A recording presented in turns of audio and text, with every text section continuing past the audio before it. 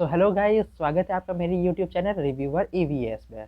तो आज से काफ़ी महीने पहले मैंने अपने यूट्यूब चैनल पे एक वीडियो डाली थी टायर इन्फ्लेटर बर्गमैन कंपनी का, जो मैंने अमेज़न से परचेज़ किया था, जिसकी प्राइस मुझे 2700 से 2800 रुपये कुछ पड़ी थी। तो उसकी वीडियो मैंने डाली थी अनबॉक्सिंग की। तो आज मैं उसकी एक सेकंड वीडियो बनाऊँगा, जिसमें मैं आपको उसके रिपेयरिंग और वारंटी के बारे में मैं बताने वाला हूँ। तो आज से 4-5 महीने पहले मैंने इसे टायर इन्फ्लेटर को खरीदा था। और अभी मुझे क्या प्रॉब्लम देखने को आई कि ये प्रोडक्ट को मैं जब यूज कर रहा था, अचानक से एक दिन मुझे प्रॉब्लम देखने को मिली कि इसका डिस्प्ले प्रॉपर्ली वर्क नहीं कर रहा। मतलब डिस्प्ले में तो कोई इशू नहीं था, मतलब कि वो टायर प्रेशर की रीडिंग को सही तरीके से नहीं ले पा रहा था। अगर दूसरी भाषा में कहूँ तो ना, मतलब कि ना, जब भी मैं उसे ना किसी टायर से कनेक्ट करता था, तो या तो वो 0 पीएसआई ही शो करता था, या फिर कोई भी रैंडम नंबर शो करता था और फ्लक्चुएट उसी में करते रहता था, जैसे 14 पीएसआई, 21 पीएसआई, 20 पीएसआई, ऐसे ही। तो इसमें मुझे काफ़ी ज़्यादा प्रॉब्लम आ रही थी। और अगर वो 0 पीएसआई शो करता, तब अगर मैं अगर उसे स्टार्ट करूँ तो हवा तो भरता, पर कितनी हवा भरी और कितनी हवा है ये पता नहीं चल पाता था। और अगर उसको वो किसी नंबर में फ्लक्चुएट कर रहा था, तो वो हवा ही फिल नहीं करता था, मतलब उसका मोटर ऑन ही नहीं होता था हवा भरने के लिए। तो ये प्रॉब्लम देखने को आई। तो जब ये प्रॉब्लम काफ़ी ज़्यादा बढ़ गई थी, तो मैंने अमेज़न पे चेक किया कि आखिरकार क्या वारंटी को लेकर रहेगा। तो मुझे पता चला कि उन्होंने एक नंबर मुझे प्रोवाइड कर रखा था अपने अमेज़न के प्लेटफ़ॉर्म पे आगे, क्योंकि ऐसे तो वही रिप्लेसमेंट विंडो क्लोज़ हो चुकी है, अब सिर्फ़ वारंटी ही वो ली जा सकती है। तो वारंटी को लेने के लिए मैंने उसके कस्टमर केयर नंबर पे कॉल किया। तो उन्होंने मेरी प्रॉब्लम सुनी और उसके बाद उन्होंने कहा कि आपको ना अपना प्रोडक्ट को हमारी ना एड्रेस पर शिफ्ट करना होगा, कि जैसे कि हमारे एड्रेस पर सर्विसेबल नहीं थे। तो उन्होंने कहा कि ना उनका महाराष्ट्र में ना मैट्रिक्स वन प्राइवेट लिमिटेड, वो बॉक्स पे उनका एड्रेस लिखा हुआ है। वो एड्रेस पे ना उन्हें उनको काम एड्रेस मतलब महाराष्ट्र में हुआ, तो वहाँ पर उस एड्रेस को अपने पैसों पे खर्च करके शिफ्ट करना होगा। आपको उनके उन्हें आपको अपना ये जो टायर इन्फ्लेटर है वो एक बॉक्स पे सील करके उन्हें उनके एड्रेस पे शिफ्ट करना होगा, तभी जाके वो आपके प्रोडक्ट को सर्विस कर पाएंगे। तो मैंने तो पहले कुछ दिनों के लिए छोड़ दिया था, फिर बाद में सोचा कि एक बार सर्विस करवा के देख ही लेते हैं कि आखिरकार क्या काम होता है, क्या चीज़ रहती है। तो ना मैंने उनसे पूछा कि आखिर शिप कराने का तरीका क्या रहेगा। तो उन्होंने कहा कि शिप तो आपको अपने जो भी प्रेफर्ड रहेगा पार्टनर उससे करवाइए, जैसे इंडिया पोस्ट से करवा सकते हैं, डिलीवरी से करा सकते हैं, ब्लू डार्ट से करा सकते हैं, मतलब जो भी आपके एरिया में वो ये ऑपरेशनल हो उनसे आप करवा लीजिए। तो मैंने इंडिया पोस्ट को ही चुना। तो मैंने उन्हें स्पीड पोस्ट के थ्रू भेजने को कहा था। तो मुझे 236 रुपये उस एड्रेस पे भेजने के लिए चार्ज किया गया। तो इस पूरे प्रोसेस में मुझे 15 दिन का टाइम लगा था, मतलब कि प्रोडक्ट भेजे जिस दिन मैंने भेजा उस दिन से जिस दिन मैंने रिसीव किया, टोटल 15 दिन का मुझे समय लगा था। आपके टाइम में थोड़ा अलग हो सकता है, क्योंकि पार्टनर कितना जल्दी वो प्रोडक्ट रिसीव करता है उस बात पर डिपेंड करता है, क्योंकि वो सर्विस मेरे केस में एक दिन में ही उन्होंने कर दिया था।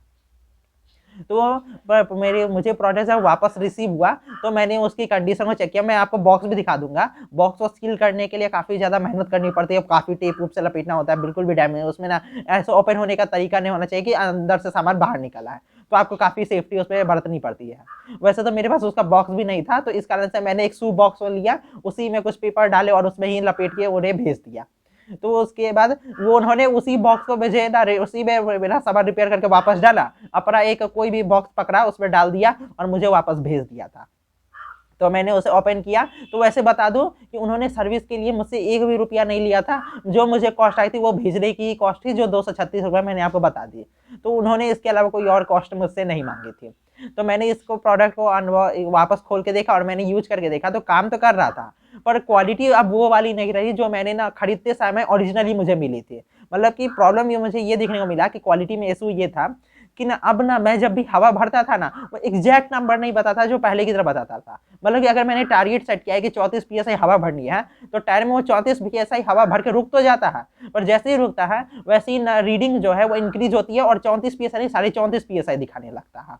माने कि हमेशा हाफ पीएसआई, 1.5 पीएसआई अलग अलग टायर के हिसाब से वो अलग अलग रीडिंग बढ़ जाती है। जैसे कि अगर मैं बाइक में हवा भर रहा हूँ 30 पीएसआई, तो ना जैसे ही 30 पीएसआई पे वो रुकेगा, तो थोड़ी देर बाद वो फिर से उसकी रीडिंग चेंज होगी और 32 पीएसआई वो शो करने लगेगा।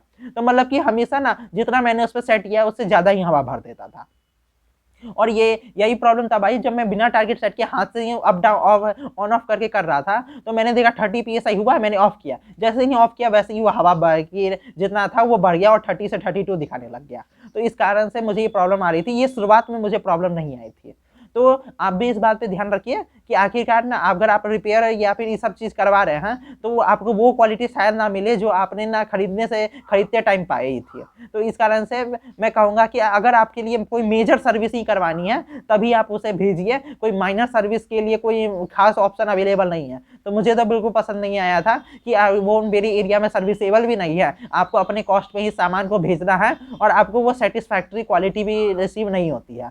पर अगर कोई करवाना चाहता है तो मैंने उन्हें प्रोसेस पूरा बता दिया है कि आगे किस तरीके से प्रोसेस होता है, और मैंने आपको बता दिया कि कॉस्ट सिर्फ एक ही है, भेजने की, वापस रिसीव करते समय और सर्विस का कोई कॉस्ट अलग से नहीं लगता है, एक ही कॉस्ट थी जो भेजते टाइम लगे। तो आई होप आप लोगों को इस वीडियो से काफ़ी ज़्यादा हेल्प मिली हो कि अगर आपको ऐसे कुछ प्रोडक्ट आपने अमेज़न से खरीदा है तो अगर उसको सर्विस करवाना हो तो कितनी ज़्यादा मेहनत होती है।